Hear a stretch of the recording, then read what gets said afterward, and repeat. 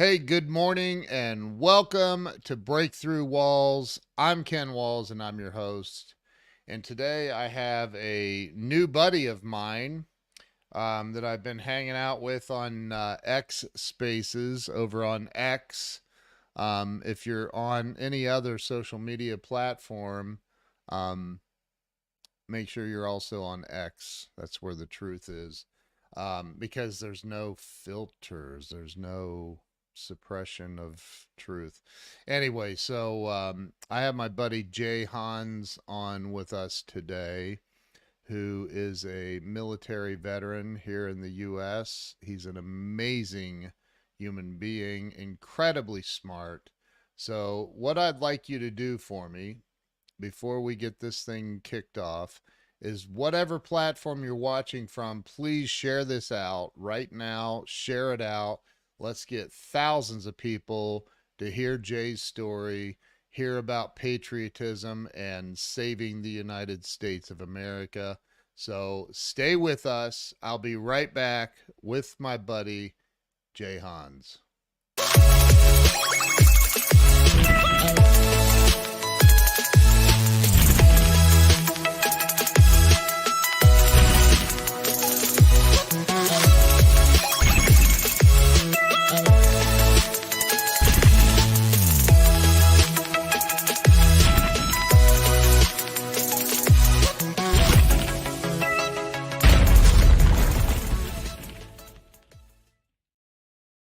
Okay, we're back. Let me get Jay on here. Jay, welcome to the show. Hey, thanks for having me, Ken. Appreciate it. It's great to have you on here, man. You'll be I don't know if you'll be honored or scared, but you're the very first friend I've made on X that I've actually had on my show. So, grateful that you're here, man. I'm honored to be here, and I got your live stream shared out to my page, so hopefully we get some decent views on that for sure. Yeah, that's awesome, man. So, I started this show to help people have a breakthrough in life. About 5.5 years ago, I guess. And I've had a lot of great people on, and I feel like we're and we were talking about this on X, on an X space, and I think people are confused, lost, can't figure out what the heck, which way is up right now with what's going on. And Auntie Kami, our buddy Auntie Kami, said, Ken, you need to have Jay on your show. And so here we are. I love her. She's amazing. So talk about, start by telling everybody just kind of like where you were born and raised and how it all began for you. Sure. Yeah, absolutely. So originally I'm from Minnesota.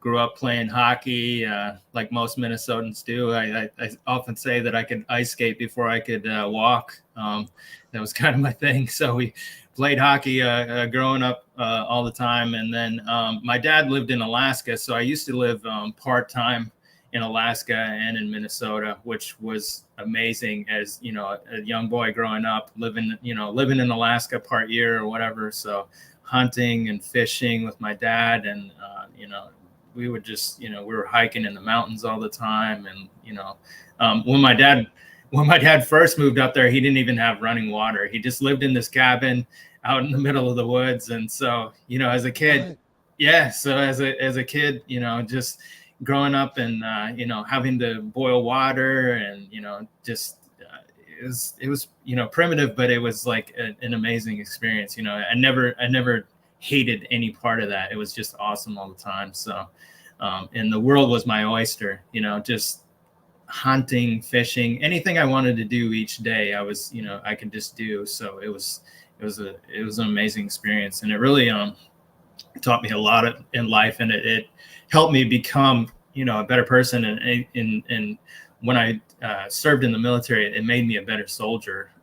The things that I learned as a kid, just those life experiences and things that I had there. Yeah. Like I said, go ahead. Well, I was going to say, I live in Texas, which is huge. It takes 12 hours to drive across the state, right? Yeah. But then you got Alaska, and it's like, wait a minute. Yeah. Texas is nothing compared to Alaska. But what part of Alaska were you in? It's pretty big. Yeah, it's huge. I was on south of Anchorage. It's called the Kenai Peninsula, and so Okay. it's like a temperate deciduous rainforest, and on the coast there. And my dad lived in Seward. Okay. It's the location of the famous Mount Marathon race, if you've ever heard of Okay. that. Yeah. So Yeah. it's a mountain race that people run up the mountain and back down in the shortest time. And then it was on Resurrection Bay, so huge salmon run, lots of fishing, Wow. hunting opportunities and stuff like that. So it was just an amazing experience. Actually, Okay. So in hunting in Alaska, what's the biggest game you've ever hunted? I'm so just curious. yeah, moose is definitely the biggest thing Wow. I've ever hunted. But we'd bear hunt and stuff, and my dad was really big into sheep and mountain goat hunting too. So that was right there in the mountains. Right, you could just right from his house, you could look out with a scope and see them on top of the mountain and stuff. And it was pretty amazing experience. I actually I have two teenage sons. I took them up last summer to go bear hunting with my dad in Alaska. So that was an amazing experience. We didn't get one. We saw two bears, but for them, it was pretty cool because they had, never done anything like that, bear hunting. Yeah. Because we live in Georgia now, so we don't really do that here. Right. But well, for the record, I've never bear hunted either. So, Yeah. and I'm 56, so I'm not sure. I guess I could someday, but so talk about, you were back and forth between Minnesota and Alaska. Yep. Where was your primary like school? Where'd you go to high school and all that? Was it which Yeah. state? Yeah, so I went to school in St. Paul, Minnesota, is where I Okay. graduated from. Yeah, and I went to Okay. Catholic school there Okay. in the Okay. city. So, Yeah. yeah, not far from where Tim Walz is from, or it was governor or whatever. My grandmother actually lived across the street from the governor's mansion when I was a kid. Oh So, wow. yeah, so yeah, growing up too, there was a time where Mikhail Gorbachev actually came to Yeah. Minnesota, and there was like they paraded him down the street, and so I was right there as a kid, so that was a pretty cool experience too. But So, so are by osmosis, then, are you a huge Tim Walz fan? oh no, not at all. No, the interesting part too, and we can get into that is Yeah. that I was the same rank as Tim in the army. So I was actually active duty though. It's different Yeah. between National Guard or whatever, and usually National Guards people are in the service longer. However, they don't, they're not 24/7 like we were active Yeah. duty. So So you went to high school in St. Paul, Minnesota. yep, I'm trying to remember. I think, was it Minnesota? I think, yeah, it was. It was Minneapolis. Yeah, that's in Minnesota. I ended right, up. Funny story. I was speaking at an event in Vegas, and they had this huge lightning storm. They wouldn't let us take off because of the lightning around Vegas. Ended up the pilot's timeout. We have to divert to Salt Lake City, get a whole new crew and pilot and all that. And I'm going to Minneapolis for my layover to get to Columbus, Ohio. And the plane was gone, so I had to spend the night in Minneapolis. My only time in Minnesota, by the way. And it yeah, was like 110 degrees when I left Vegas. I'm in freaking Minneapolis, dude. I'm wearing shorts, a t-shirt, and it is colder than a well digger's ass in Minneapolis. And I'm like, holy crap, what am I supposed to do? It's freezing here. So anyway, it worked out, but it's cold there, man. It gets yeah, really, really cold there. yeah, yeah. When I was a kid, one time I went to school and I didn't wear a hat in the morning, and I didn't realize it, but it was really cold. I was probably in negative temps or whatever. But it is not Yeah. uncommon for us. We were just used to it, especially playing hockey growing up. But I got to school and my ears felt weird, and I was like, "What's going on here?" And my ears were frozen solid when I got to school. Oh my And so God, dude. it was the weirdest thing.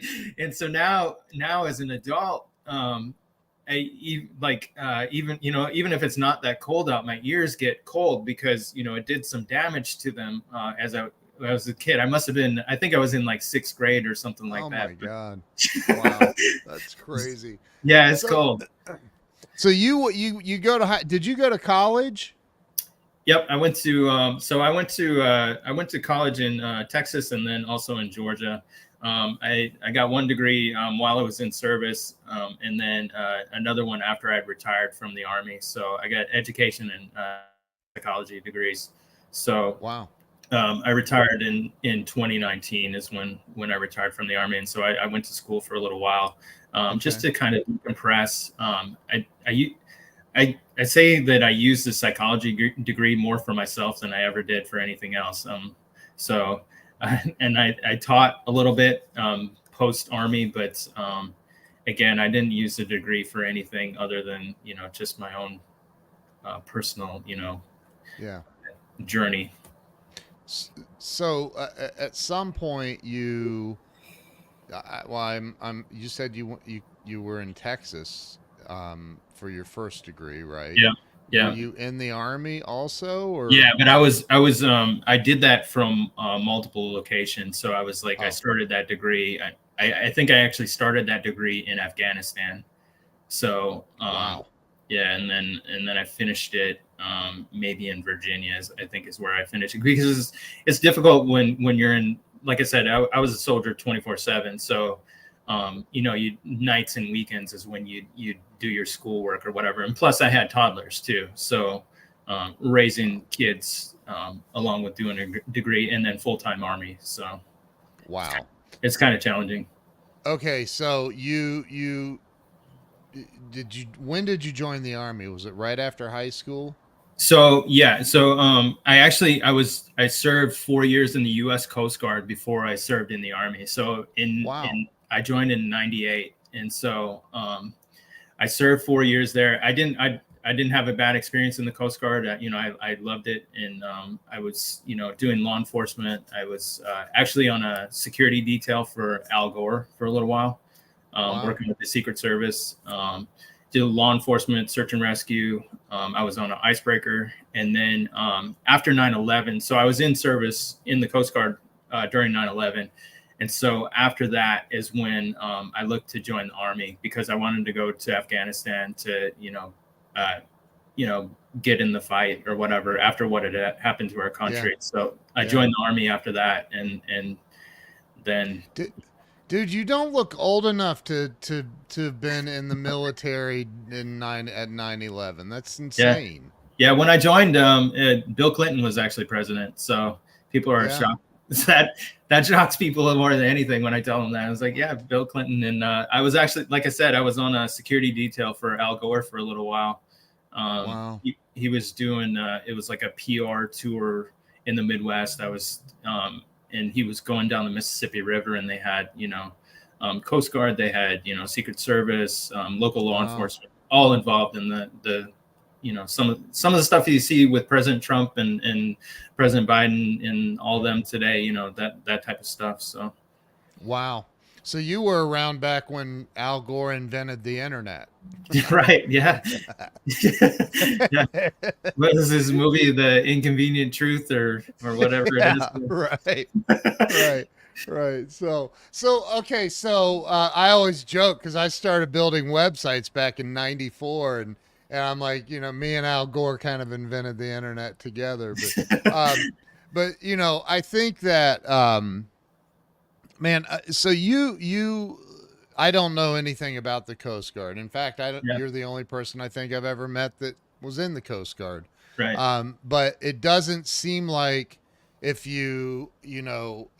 I remember 9/11 very clearly. I know exactly where I was. I know exactly how I felt. I think most people that were around back then do recall that.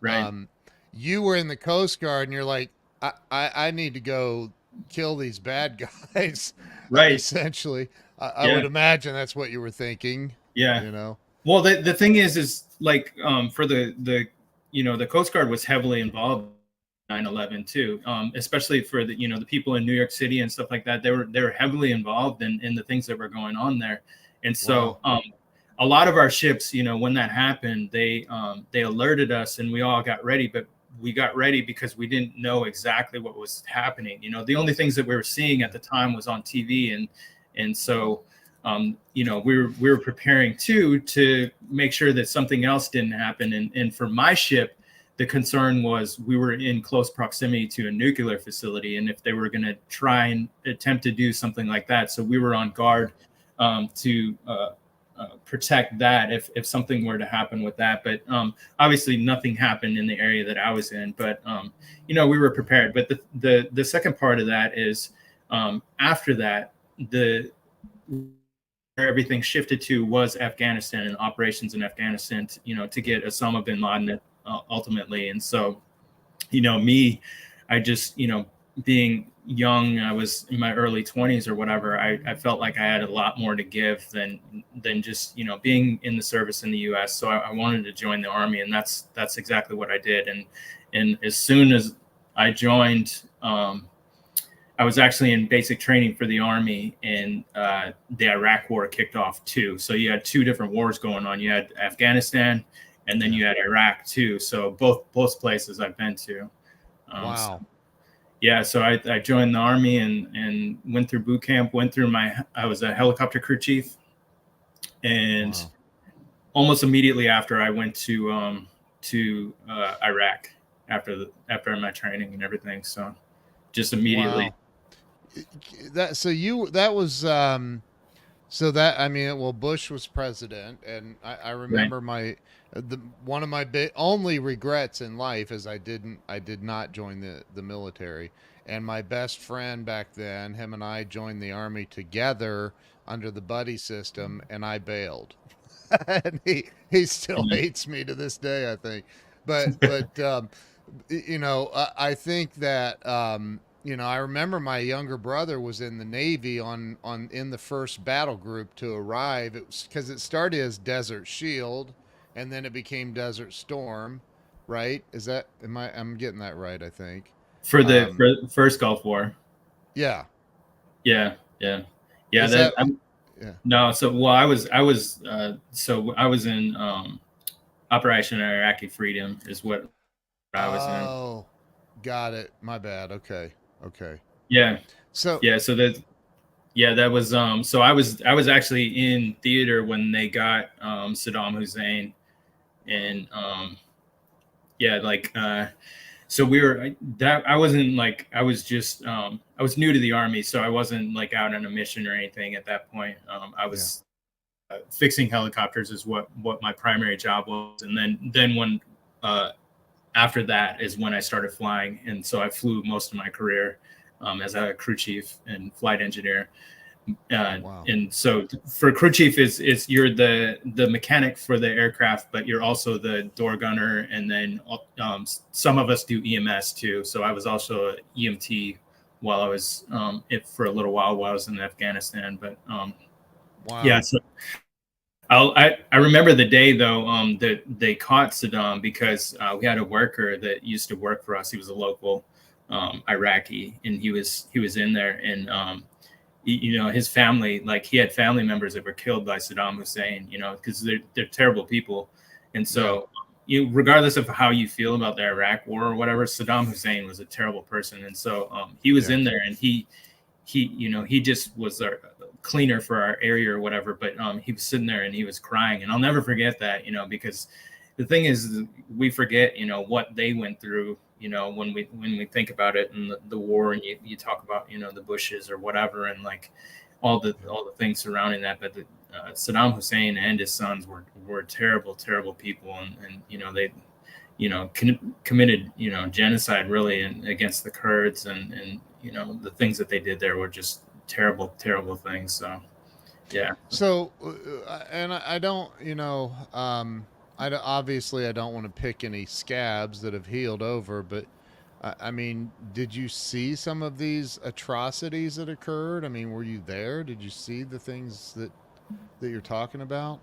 Oh yeah. So I mean, if you that was my first deployment. So that one, they call that OIF-1. So that was like the initial invasion into Iraq, and then established an operation. So I was with the 101st Airborne Division there. And then, when you're at Fort Campbell, Kentucky, you basically do a year on, year off. So you come home for a year, you do all your schools, get to say, hi to your wife and your kids or whatever, and then you right back to it. So it was year on, year off, basically. So I was right back to Iraq a year later, did a year there. And that's when I was flying. That's when I really, things really, I was in things, basically. So, and I flew over 1,000 hours that year, which that may not mean anything to you or your viewers, but that's a lot of flight time. So that's flying almost every single day in combat there. And we, and you said you were operating the you were the gunner? Is that what it's called? Yeah. So a crew chief in the Army is responsible for the helicopter. And then you're a door gunner too. So, and then you do like, you also do like the air assault, like fast roping and that type of stuff too. Jeez. Yeah. That has to be, I can't imagine the levels of adrenaline and intensity that occurred during that. What's funny too is I'm afraid of heights. So, but, oh my God. but when I'm in the helicopter, like it doesn't scare me at all. Like it's pretty wild. So, what? Yeah. Oh my God. Yeah. So if you put me on like like on the rappel tower or whatever we have to do like for training and stuff like that, my hands start like just even sitting here thinking about it, my hands start sweating for it. But you put me in a helicopter and I'm completely comfortable. It's the weirdest thing. So what? And you have to rappel out of these helicopters sometimes, don't you? Well, the troops would, yes, for sure. Oh, but you didn't do it. Yeah, so I would be the one, helping them get out or whatever, and then I'd throw the rope down when they're done or whatever. So yeah, but we would insert them or whatever. But generally, you'd land, let the troops out, they would go. Whoever it is, like, the team of infantry or special forces, or, a lot of times they'll have a dog with them, wow. That comes along with the, you see like in the video games where the dog's got all this gear on and stuff like that. That's, that's real life. They do that. Dogs are, part of the team or whatever. So it's pretty cool operation. We get in and out, it's so quick. And, the people that I served with were some of the, the biggest patriots that I've ever met in my life. I just can't be so honored to have, worked on these missions with them and, just very proud of, these people that I got to serve alongside with. I'm humbled. Wow. So, and for the lay person like me, that did not serve in the military, it sounds really cool and exciting to be the gunner on a helicopter where I'm sure you're providing cover to help the guys get on and off of the choppers. But there are actually people firing back at you. I would assume that can't be exciting. We're the loudest thing out there. Helicopters are loud and but the thing about helicopters is we come in quick, low, and we can land them just about anywhere. So that's the thing, and so we're generally in and out of there before they can even do anything, and we get the soldiers out and they are on their mission before the bad guys even know what the heck's going on. So wow. Yeah, that's intense, dude. So you said you did 1 year there, came back, then you went back, and you went back to Iraq or Afghanistan. My first two deployments were to Iraq, and then I did Afghanistan after that. So that in 2008 is when I went to Afghanistan for the first time.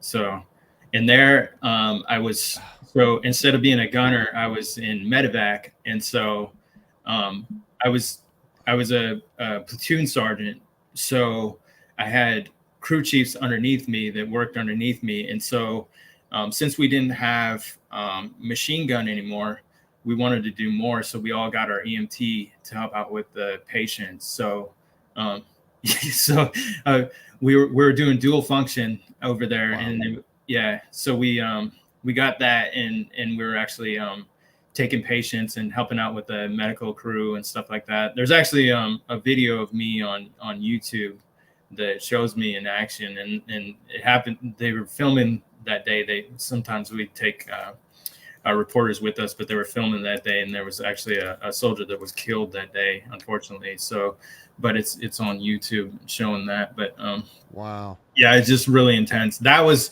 pretty intense, and I think another reason why I wanted to for all of us to get our EMT certification was because we didn't sign up to be medics. We didn't sign up to do that. We signed up to be helicopter mechanics and machine gunners, most of us. And Yeah. so that's kind of a different thing.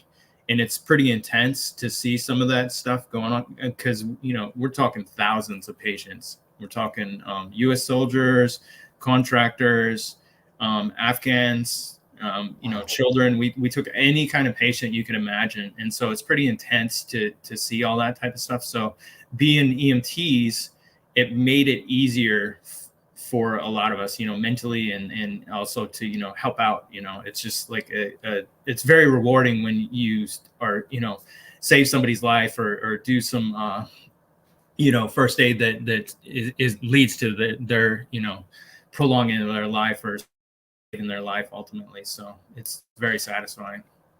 So, but you had to. So I have a buddy, Jay Redmond. He was a Navy SEAL that was over in all of that mess, and he got hit by a sniper 6 times. He got shot in the face and blew half his arm off. All kind. Mm-hmm. He's been on this show. He's an amazing human being and a good friend of mine. And you know, when I talk to him and he's reliving all of this, you could visibly see that he's like, it's intense when you're reliving this. And I Right. guess for me, I would be curious. I mean, you had to see a lot of people die. I would imagine Yeah. if you're going in for medevac. How do you how how do you compartmentalize that and still keep going? Yeah. I mean, it's, you do the best that you can. I have a clear conscience because, I did the best that I could when I could, for all the patients, all the, the people. There was never like a time where I was like, man, if I would have just done a little bit more. No, it was intense. Like you're talking like doing CPR, doing, that we would fly with a flight surgeon and medic too. We're essentially doing surgery in the back of the helicopter. This thing's flying 120 miles an hour. It's 110 degrees out.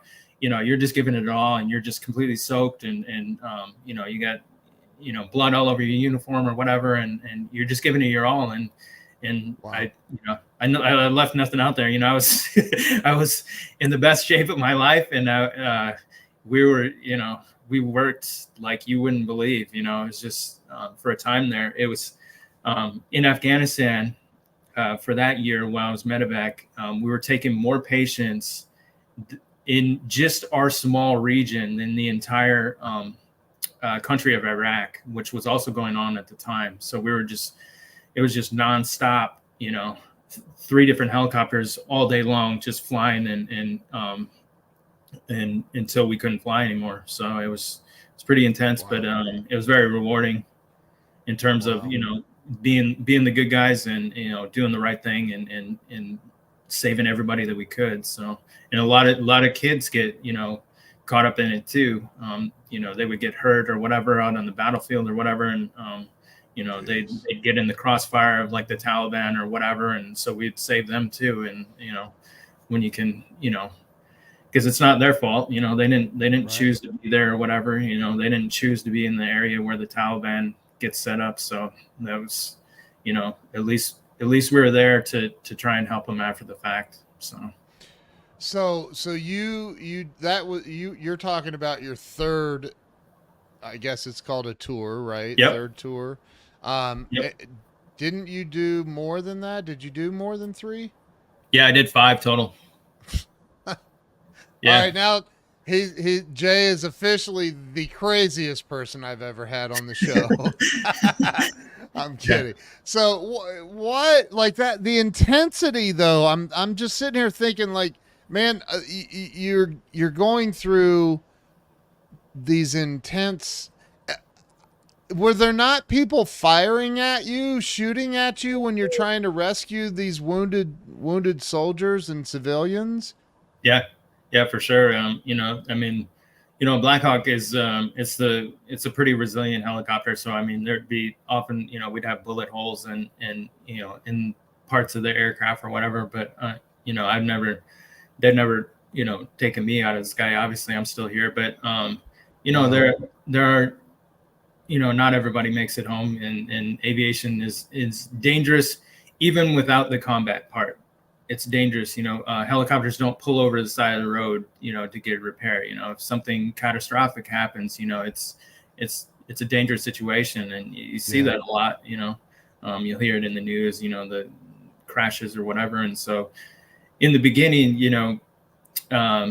you think about crashes or people dying or something like that. It's a distant thing, and then as you serve longer, it becomes more real because your friends, it happens to your friends or people that served under you or what have you. They're on a mission and they don't come back, and so it becomes very real and very raw. And so that's another thing. That's why another thing too is my own personal journey. That's when I went to get my psychology degree. A lot of it was for myself.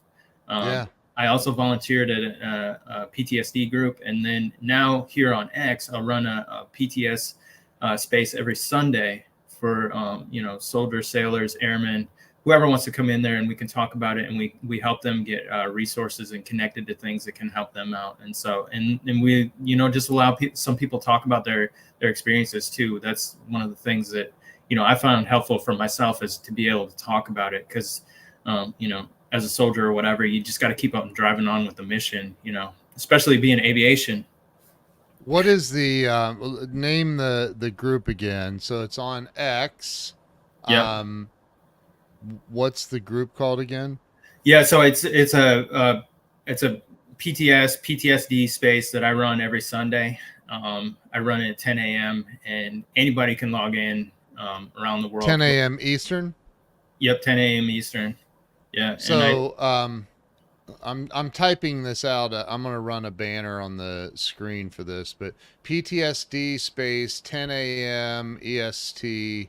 And any other details I should put in here for people to find it?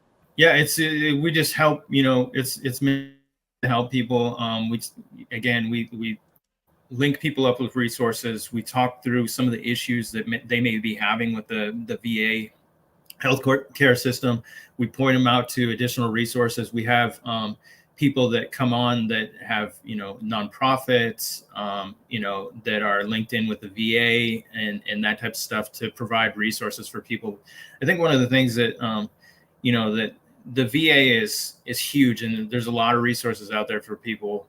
And the thing that's kind of daunting for others is where do I start? You got to think about it. Like when you get out of the service, whether you serve 4 years or whether you serve 30 years, most people are going to have a job. They have a family, stuff like that afterwards. So it's the VA healthcare has a lot of resources, but the thing is like it's hard for the average person to use because you have to do all these other things. You can't go to appointments all the time. You got bills to pay, so it's kind of challenging. And so hearing these experiences from other veterans and talking about things that work for them is so invaluable. Like it's for me too, that's where how I learned to navigate it is by talking to other veterans and hearing what worked for them and what they use. So and so that's why I do it, to help people out with that.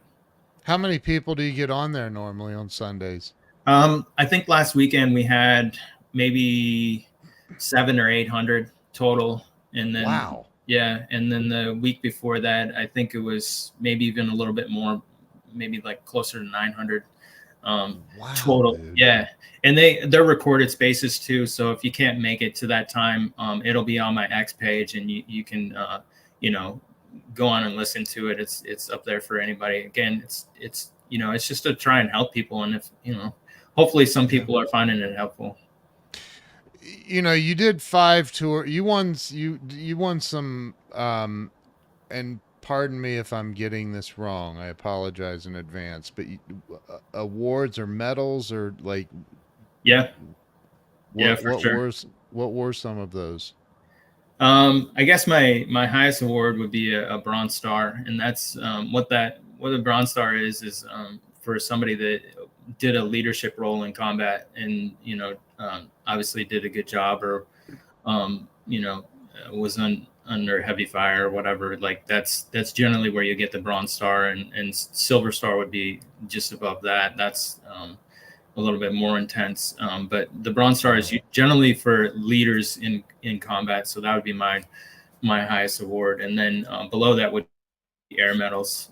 So air medals Wow. are for combat action while in flight is where you get those. Gotcha. And so it has to be like something out of the ordinary, because we had experienced combat every day. Like there's always something going on. So That's it'd have to be, crazy. yeah, it'd have to be something extraordinary that you would get an award for it. Either you came under fire, or suppressed an enemy or something like that. Something that out of the ordinary, Yeah. that you would get that for. For the people that are there's my buddy Lou Pember, who's former law enforcement. So for the people, the civilians that never experienced the military, like you're saying this, just so you know, from an outsider looking in, you're so nonchalant about it. Like to me, I'm like, dude, this is freaking intense. Like Yeah, what? And you're just like, yeah, it's just part of the deal. right. For the people that are watching or listening on the podcast later when I put it up there, but that they're not familiar with this. I mean, I want to get your perspective on, you go through all of this intense stuff. You put your life on the line every single moment of every day for you're literally fighting for the freedom of our country and saving, and thank you for that, by the way. But um, you know, and to see people the way things are going right now, um, how does that make you feel?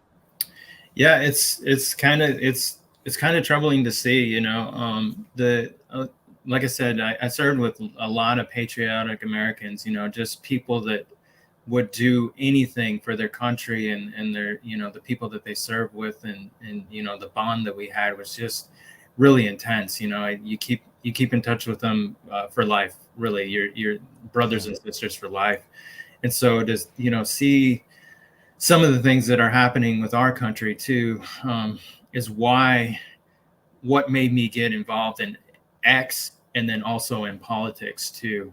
Yeah. That kind of pushed me to that. I'd never been involved in, other than just paying attention to what's happening in elections and voting, and that type of stuff. When I was in service, that's all I did. But now I'm finding myself wanting to get more involved, and I help amplify local, or even some out of state candidates too. I help amplify them, people that I think that are going to do good things for our country, people that are going to help us get on the right track. It's hard to watch, especially our U.S. border, watch that be overrun, and just nobody seems to, in our government seems to want to stop it. They could stop it at any point if they wanted to, and so Yeah. that's kind of troubling to see, especially because I know that we could stop it. We could reduce it. There's always going to be, uh, a small amount that could, find a way around, or could, find their way Yeah. or whatever. But it doesn't have to be millions. It doesn't have to be, thousands and thousands a day. Yeah. No, I they could agree. slow that down if they really wanted to. And so that's really troubling for me to see, is just to watch that happen, and just nobody seems to do anything about it. You put 3 or 4 Blackhawks up there running up and down the border, maybe laying down some warning shots. That Right. would that would definitely slow it down. I mean, there's just my nephew was an F-16 pilot for 20 years, and so I know that the power people don't understand. And maybe you could touch on this a little bit, but people don't understand the absolute power that the U.S. military has. It's insane.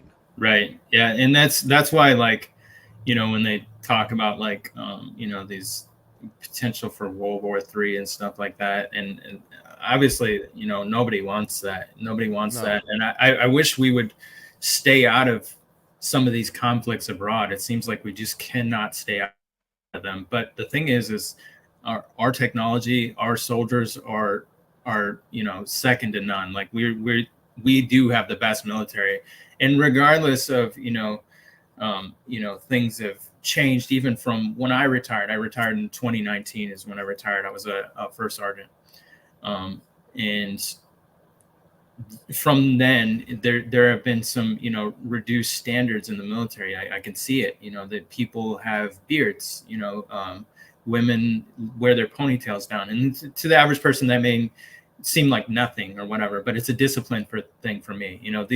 Yeah. These are things that that we didn't allow for years and years when I was in. And the reason being is attention to details is if you can't do that, it's dangerous for you. And infantry will understand this more than anybody, because if you're in an undisciplined unit, you're in danger, because the enemy will use that to exploit you. They can find you, they can track you, they can, there's a lot of different things that they can do to exploit that. And so, in the military, when you start, they start off with, like, making your bed and creases and stuff like that, and in your bed, and making it to standard. These are all the things that that seem insignificant to, I guess, civilian, but they're huge as far as, like, your discipline, your development, who you are as a soldier, a sailor, airman, whatever branch you were in. Yeah. It's huge. That's where it starts. In the morning, first thing you do is you make your bed.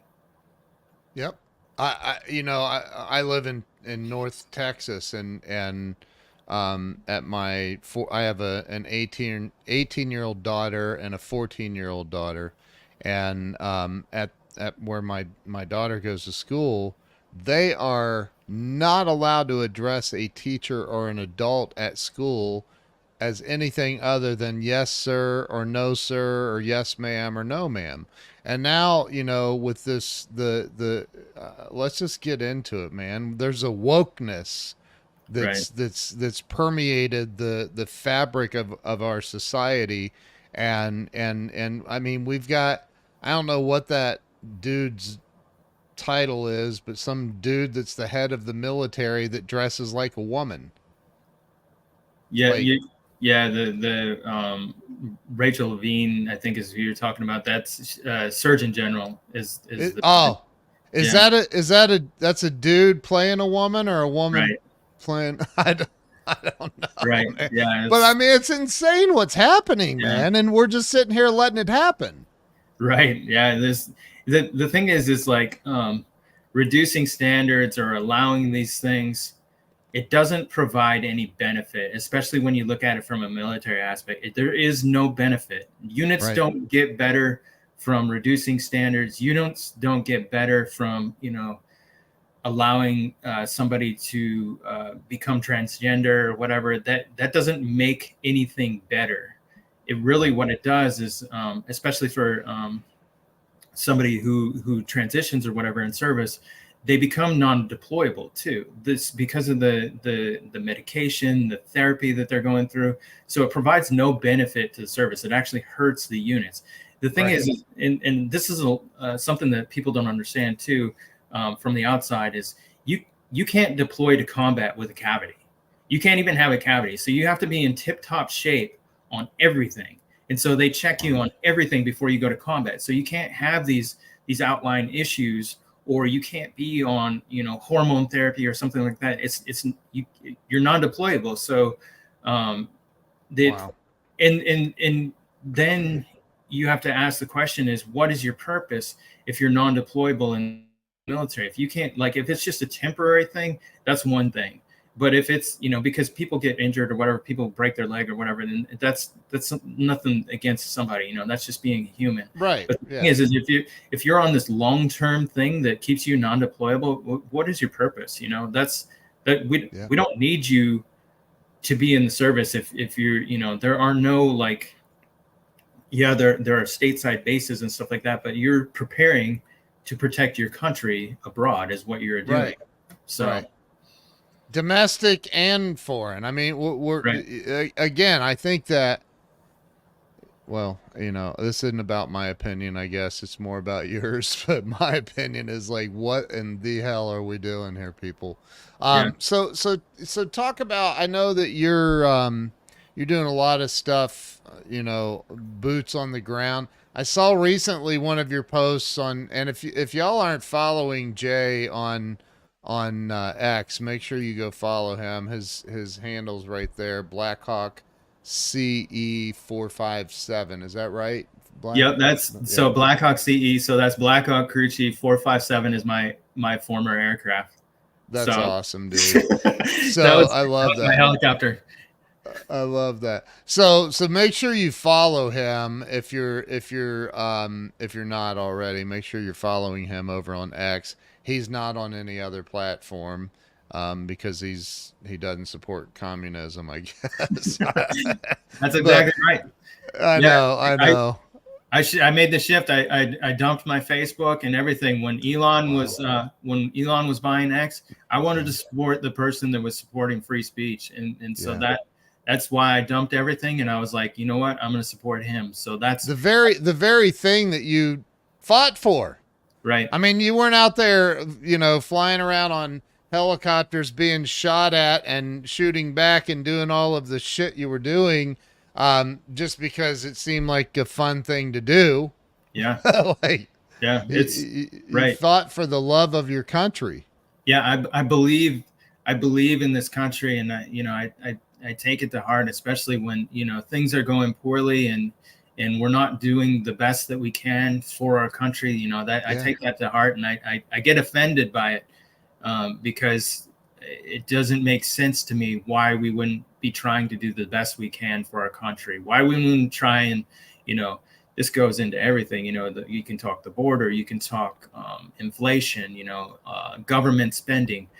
Yeah. We were especially in the military, everything was scrutinized, down to the pins that you were buying for your unit. Everything line by line had to be accounted for.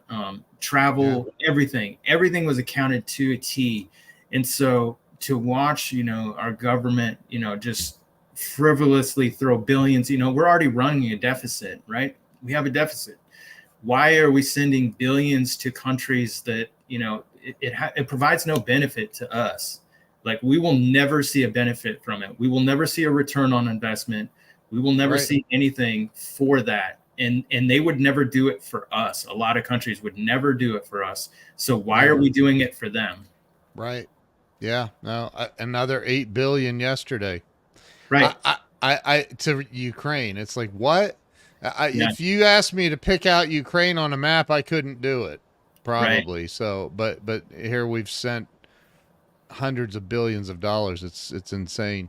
So, and I agree with you. I mean, I don't know that, especially, and I want you to chime in on this, but I don't think that, with the state of our union, the state, we have 20, 30 million illegals that have come across the border, illegally, and the stress that it's putting on our economy. And then we have veterans that, I don't know if the average is still what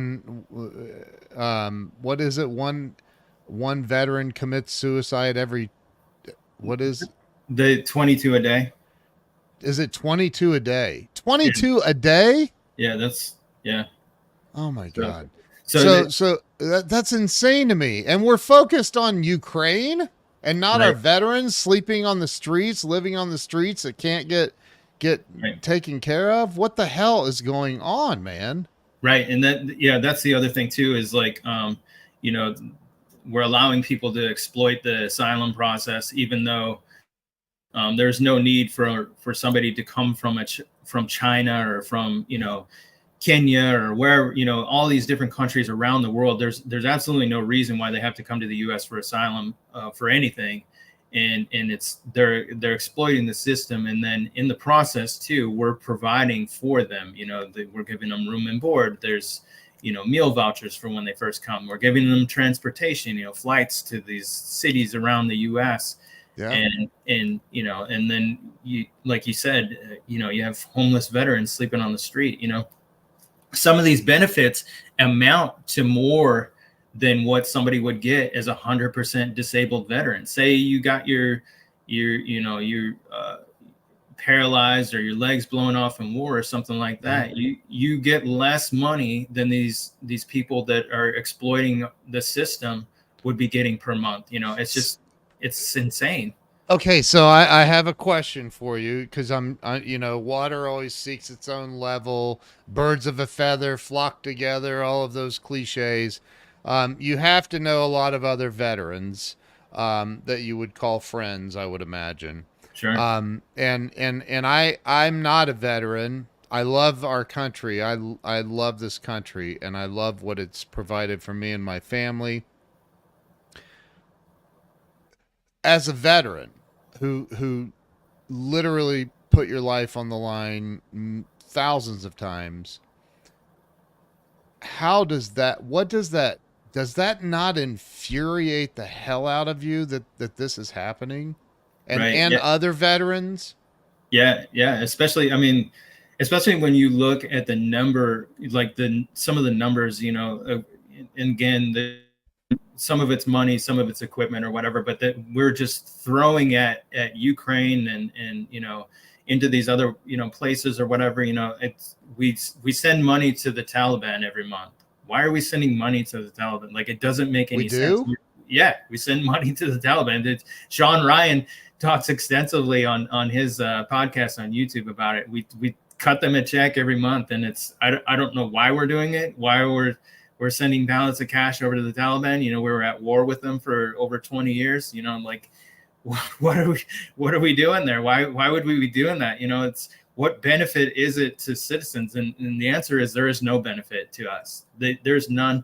And it's, it's hurting our economy. It's, it's driving up inflation. It's, and Yeah. we need it here. We need to, first of all, spend less, but if take care of our own backyard, our veterans and people here. If we're going to throw money at something, let's get somebody off the street in the US. Let's there's here's the thing, man.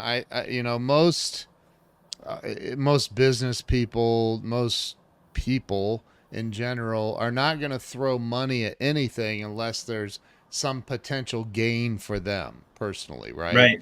So that's Yeah. why every time I hear something like, "Oh, we're throwing billions of dollars at the," like, I didn't know that about the Taliban, which is just asinine. But Right. like it's asinine. Yeah, It's completely. but it's there's a benefit. There's a payoff to the people throwing money to them. There is that's why I keep saying on X, I'm like, this is like the biggest money laundering scheme of all time. And it's like, what is the payoff? Why would you invest money with the Taliban or these other places if there's no return on your investment? Yeah, it doesn't make any sense to me. And this is so when President Trump was in office, you saw a shift. So especially when dealing with countries in Europe and stuff like that, he was asking them to pay for because essentially what we're doing is we're providing defense for them so that they can invest money elsewhere. And so why aren't they chipping in on that. And so you saw a shift. Poland saw what was happening, with tensions with Russia, and they were like, well, hey, we will make a base here. You don't have to pay for it like you do, say, in Germany or something like that, where we're paying for these bases. We're paying to have people there and stuff like that. Why aren't you paying to have us there? If you need us for defense, why aren't you footing the bill for us to be there? And that's where President Trump was trying to make that shift, and he did make some strides there. But again, you can only do so much in 4 years, and then also when you have politicians that are fighting you every separate way, it's challenging. But I think this time around, when he gets elected, he learned more from Joe Biden than most people would probably admit to, and in the fact that the power of the executive orders, Yep. using those executive orders is going to be huge in starting to fix things, like we just mentioned, as far as Yep. these bases overseas, but also too domestically, like some of the things that have happened in the past 4 years, to be able to stop that, like his tax cut expires January 25. So being able to stop that, because could you imagine paying even more in taxes than we're paying right now for just throwing money away overseas? It doesn't make any sense, especially to the parents that are in the U.S. that are just trying to raise their kids, just trying to get by and trying to live life, and watching all this happen. And it like I said, it's no benefit to us here. I hear and you hear. I mean, we see people. I don't know how many of them are trolls. Like what are those two idiots on X? The Krasensteins, yeah. Yeah. I mean, come on, man. Like, you can't be that stupid. Like, there's no way that there's some payoff for them to be that stupid. Well, yeah, I mean, a lot of it's engagement. You see, they'll put out these polls where, who are you voting for, Kamala or President Trump? And it's always Trump 85%. Yeah, they know what it's going to do. But see, the thing is when you click on that, when you engage it or whatever, it's actually making them money. It's a money thing too, for engagement on there. I try and steer clear with a lot of that. I try and engage with like-minded individuals, and even in our spaces, we'll have liberals come in there, and sometimes it's friendly conversation, and sometimes it gets ugly too. But especially Annie Kami, she likes to have in differing opinions into our spaces, which is a good thing. It's healthy to talk things out. You're not convincing anybody by screaming at each other. And so when you can have a conversation and talk about some of these issues, sometimes you can break through to people, and liberals and stuff. So I think, Jay, I think that first off, Trump was a lifetime Democrat, literally, for his entire life. He supported all of these people that hate on him now. Like, he spent millions and millions of dollars supporting them, lifting them up. And then we have RFK Jr. Hello, Right. Kennedy, and then we have Tulsi Gabbard, and it's like, and then Vivek and all these other people, and we look at the whole political picture right now and go, wait a minute, why are all of these lifelong Democrats going? And I think that the problem, here's what I think the problem is. And again, I want your opinion. I'm teeing this up to get your opinion. But I think people are saying Trump is the orange bad guy and we can't support Trump, but it's not about Trump. I don't think it's about Trump. And I love the guy, but I don't think it's about him. I think it's about, we have a uniparty system. And then we have a group of people like you and I who are fighting to maintain and keep our freedoms and the Constitution here in the United States. I don't think it's about Trump. Right. Yeah. When you're seeing them endorse President Trump, it's like you said, it's more than just about the individual. It's people that love their country. We may have different ideas for some of political things, but we have this common bond in that we love our country and we don't like the way that things are happening and the persecution that's happening to anybody that seems to go against the way things are going. Or if you speak out about, hey, this is going badly for us, maybe we should change it, and then you get persecuted for that, especially like, President Trump, he's been through a lot, that legally, lawfare, anybody that seems to speak out against the Biden Harris regime, seems to end up in legal trouble. In RFK's, he was persecuted, and that's the other thing too, is like, why wouldn't RFK be the Democrat nominee? He received way more votes than Kamala Harris. She didn't receive any votes for president. 0. Yeah. So he received votes for being the Democrat nominee, and so why wouldn't he be the nominee? But they'll never allow that. He goes against the grain. He's not. He's not for big pharma. He's for making people healthy again, which is crazy that is troubling to them. Which is crazy that's troubling to them. That's where, it's like, no way. That's, he's a lunatic for wanting to keep you healthy. He's too far gone for us. We just couldn't fathom him being our nominee. He's trying to make you healthy. He's trying to keep you from cutting off your fingers, and we can't have that. You've got to keep cutting off your fingers. Right. Like, that's just how we roll.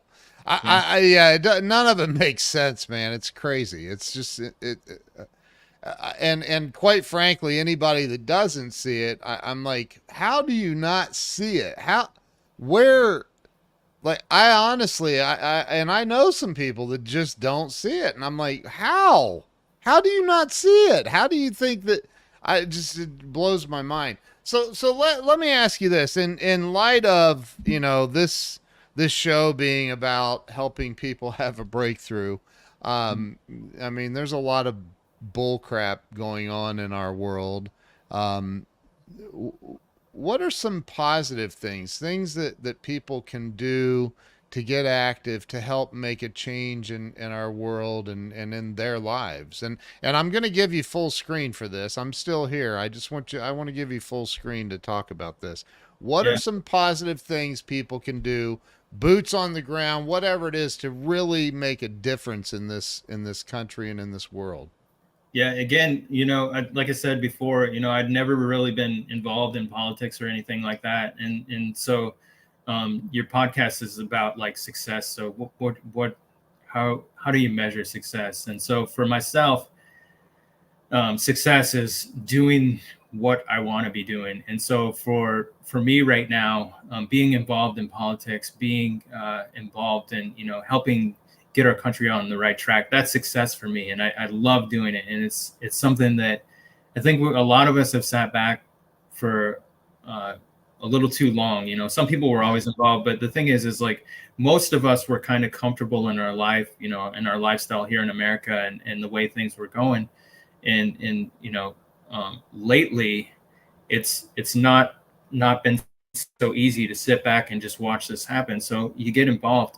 And the thing is like, for me, one of the first places that I got involved was here on X, spreading the message, supporting free speech, like I said, with Elon, talking to conservatives, and talking to liberals too. But the thing is like, getting the message out, exercising our right to free speech.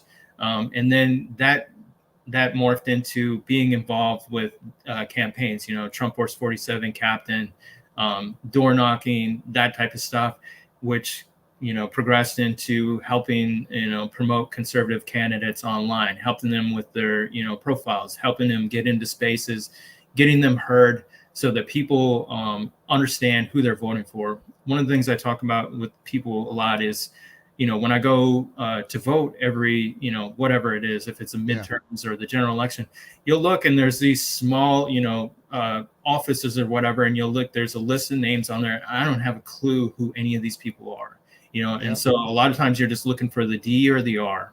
Yeah. The problem for me. And so what I do is online as a social media influencer is I promote these candidates. I try and seek them out, and I try and give them platforms so that they can talk to their constituents, both, locally and nationally, try and give them a voice on there. And so that's one of the things that I do.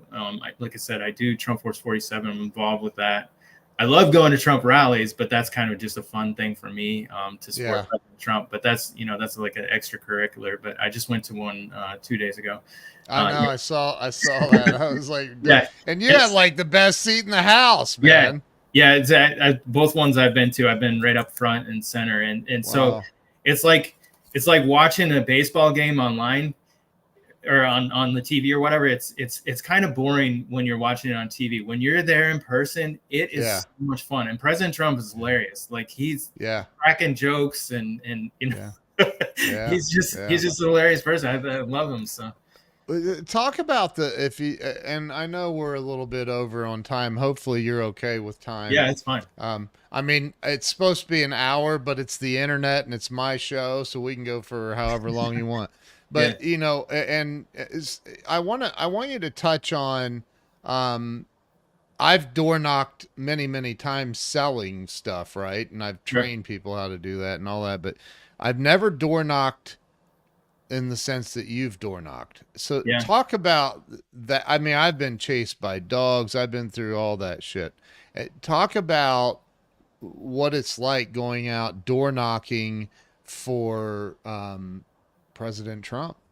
Yeah. So I mean, the whole experience is kind of like, especially when you're new to it, it's kind of nerve wracking because I think about like, you know, having people come door knock my house. You know, I don't necessarily want people to come door knock my house. So I think about it from their perspective. But the thing is when you get out there and you talk to people, a lot of people are really, you know, interested in invested in this election, and they want to talk about it. And the reason a lot of them are concerned is for their kids. You know, they want to get things on the right track so that their kids can have, you know, the same future or, you know, same type of lifestyle that they had coming up, you know, and have the same opportunities and, you know, be able to buy their own home and have a family and, you know, and go to watch baseball games or whatever, you know, it's slipping away fast. And so a lot of people are really invested in it, and you'll get into these conversations with them and have, you know, really heart to heart talks with these people because you share this, again, a common bond and loving your country. So like I said, with the RFK and Tulsi, you know, that's our common bond is we all love this country. You know, they weren't necessarily conservatives, but they're on the team because they want to see us pull out of this whole mess. So well, let's not forget about, I don't know, the richest man in the world is also on the team. I mean, he's been a lifetime, I don't know about liberal, but, and I don't, listen, I have really good friends that have been liberals their entire life.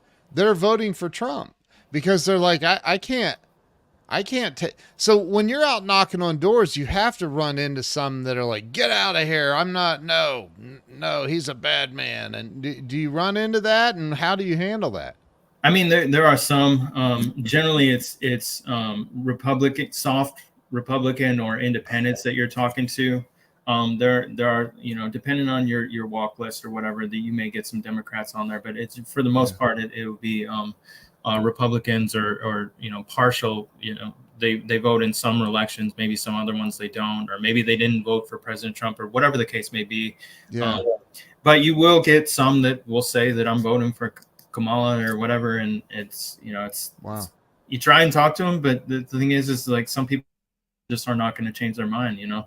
And, but the thing is the ones that are, for the ones that come around, you know, you should, you know, be appreciative of them, you know, willing to, you know, make that transition and understand what's at stake. And you know, like I said, you know, we'll take any voter we can get. You know, if you're voting for Trump, we have the same goal because, you know, it's about saving this country and it's about getting things back, you know, somewhat normal and trying to get the, you know, the inflation under control and these prices, and it's just a whole gamut of things that, you know, that we all keep communism out. Keep communism out. Speech.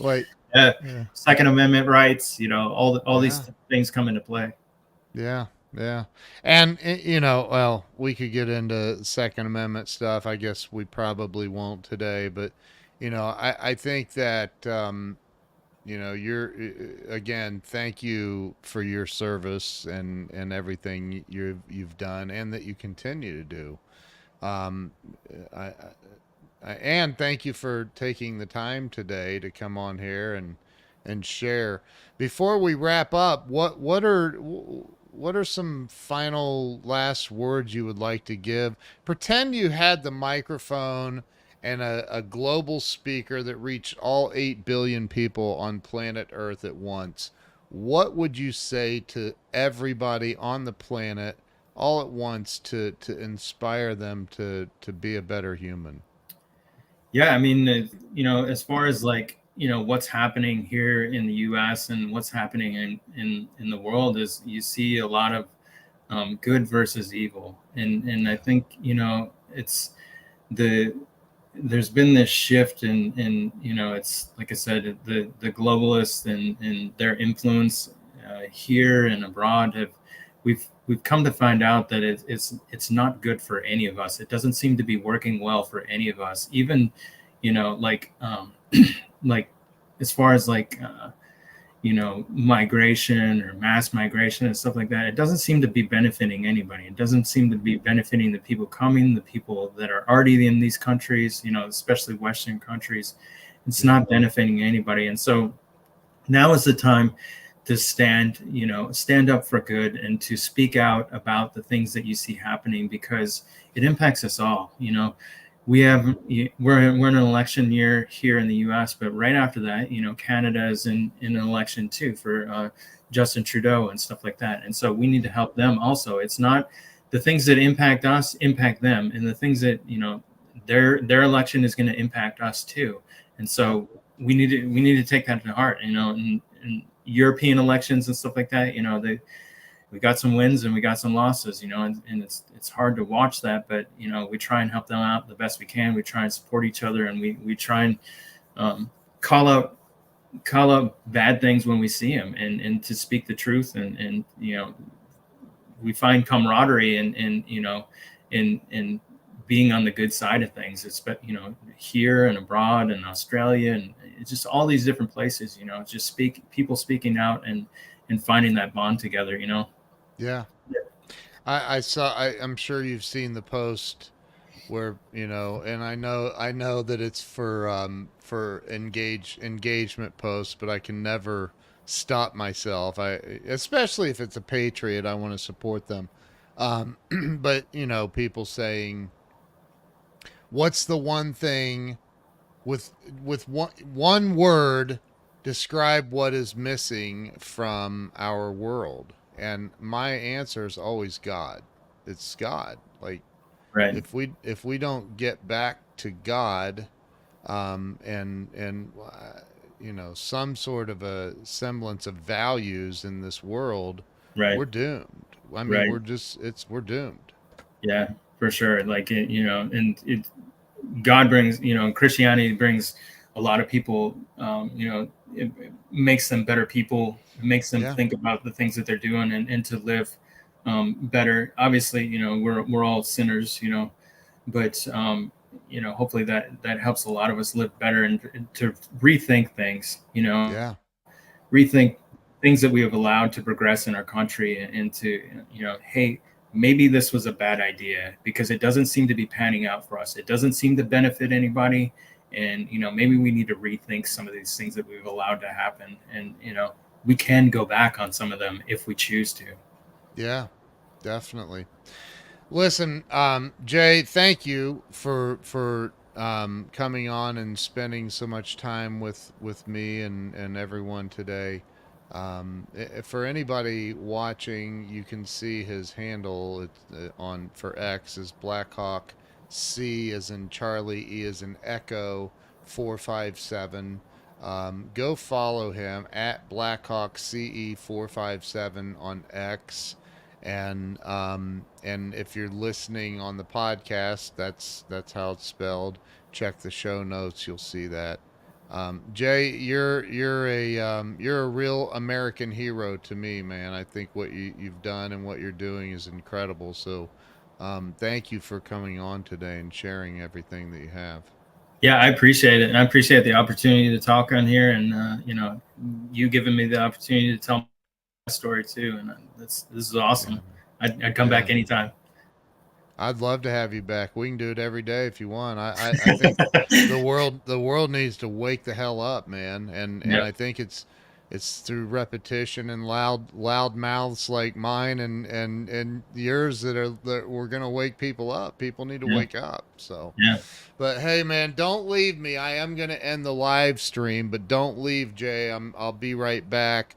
It's gonna feel like I left, but I'm coming back. I promise, and we'll chat after this. But to everybody watching or listening, please share this out everywhere on every platform that you can. Let's get the word out. Listen to Jay's story. Follow him at Blackhawk CE457. Follow Jay on X. It's the only platform he's on. Maybe I can convince him to come back to Facebook. I don't know. Anyway, Not likely.